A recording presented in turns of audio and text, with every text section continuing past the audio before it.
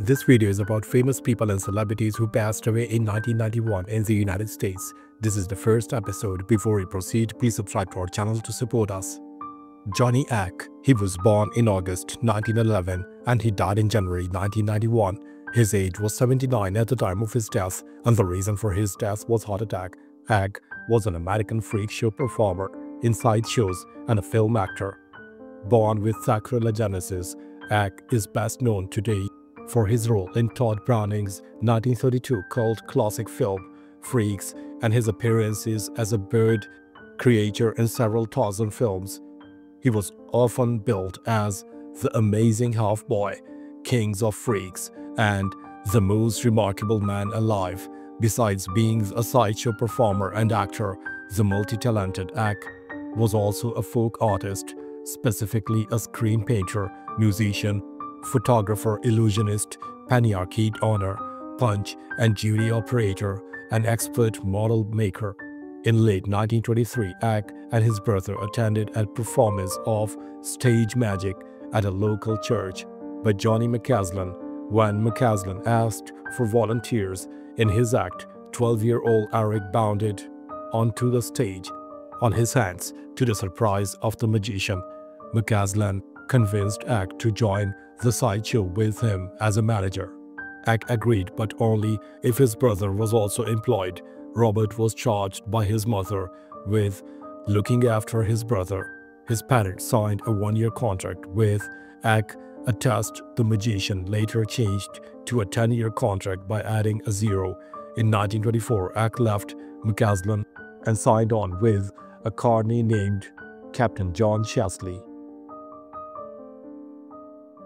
Luke Appling. He was born in April 1907 and he died in January 1991. His age was 83 at the time of his death, and the reason for his death was abdominal aortic aneurysm. He was an American professional baseball shortstop who played 20 seasons in the Major League Baseball for the Chicago White Sox from 1930 to 1950. He was elected to the Baseball Hall of Fame in 1964. Born in North Carolina, Appling briefly attended Oglethorpe College. He was signed by the minor league Atlanta Crackers in 1930 and debuted with the Chicago White Sox later that year. He interrupted his career to serve in the Second World War in 1944 and 1945. He played for Chicago until 1950, then was a major league manager and major league coach for many years. He served one stint as an interim major league manager in 1967. He died in Georgia in 1991.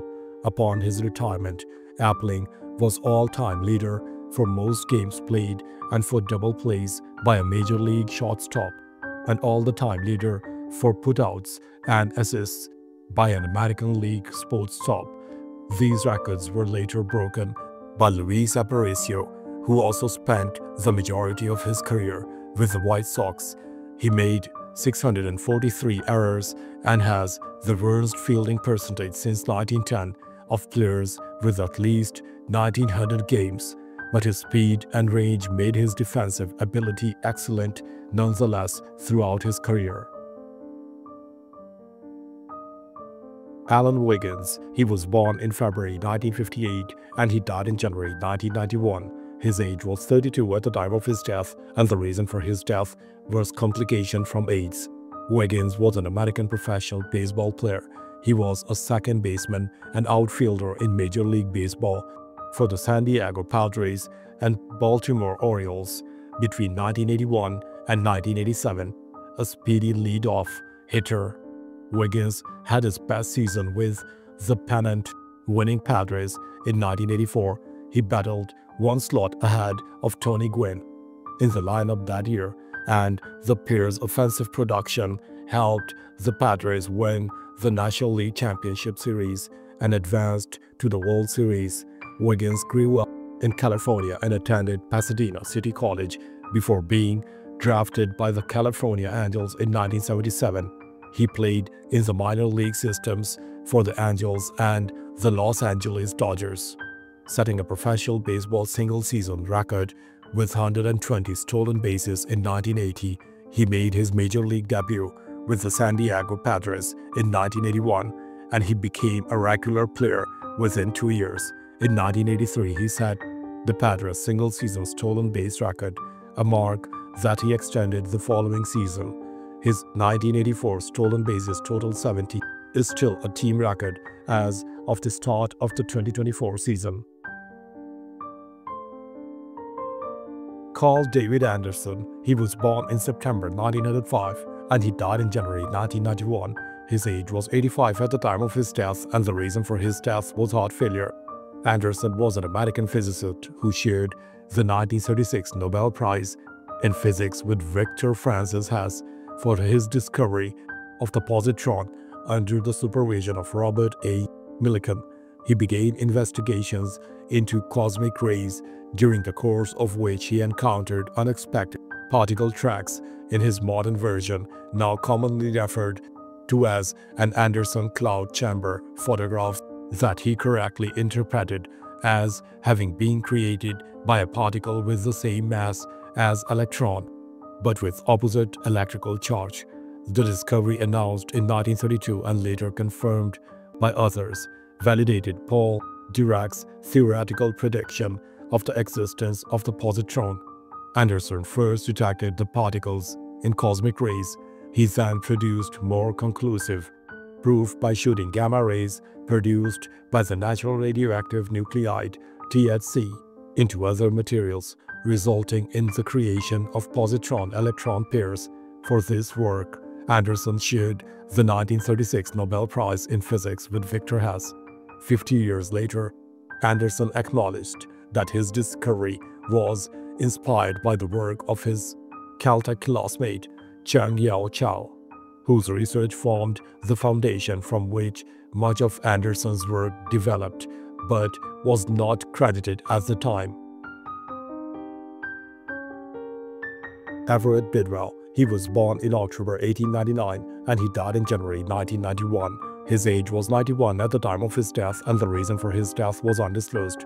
Bidwell was a Wisconsin politician who served as a member of Wisconsin State Assembly and Wisconsin Senate, serving the 27th District of Wisconsin. A member of the Republican Party, Bidwell was elected to the Wisconsin State Assembly from 1953 to 1967 and served in the Wisconsin State Senate from 1971 to 1993. During his years in the Wisconsin State Legislature, Bidwell earned the reputation as an Irishman with short fuse and inability to carry a grudge for very long. While serving in the state Senate, Bidwell was the oldest serving legislator in the state. As a Wisconsin state senator, Bidwell served as the chairman of the Committee of Industry, Labor Taxation, and Banking and the Senate Committee on Commerce during the 1970s.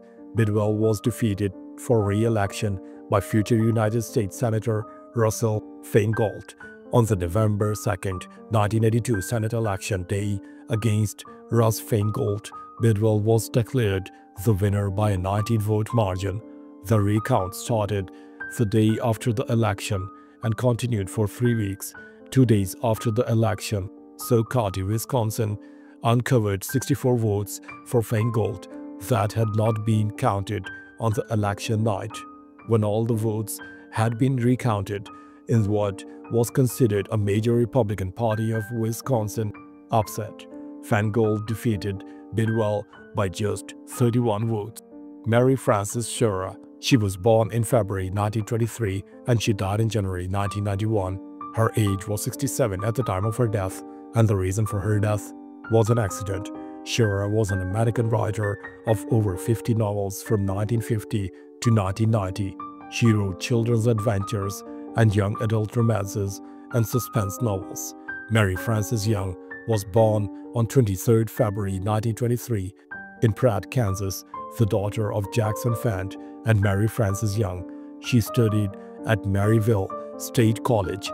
Her family moved to the Pacific Northwest. On 24 October 1943, she married Daniel Charles Schura, who died in 1959.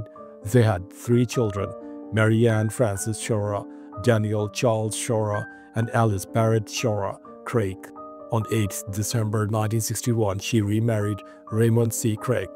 They had a daughter, Mary Forshey Craig, before their divorce. On 12th January 1991, she died of injuries suffered in a fire in her apartment. Some of her novels were republished under different titles. Thanks for watching the video. Please don't forget to subscribe to our channel. Have a nice day.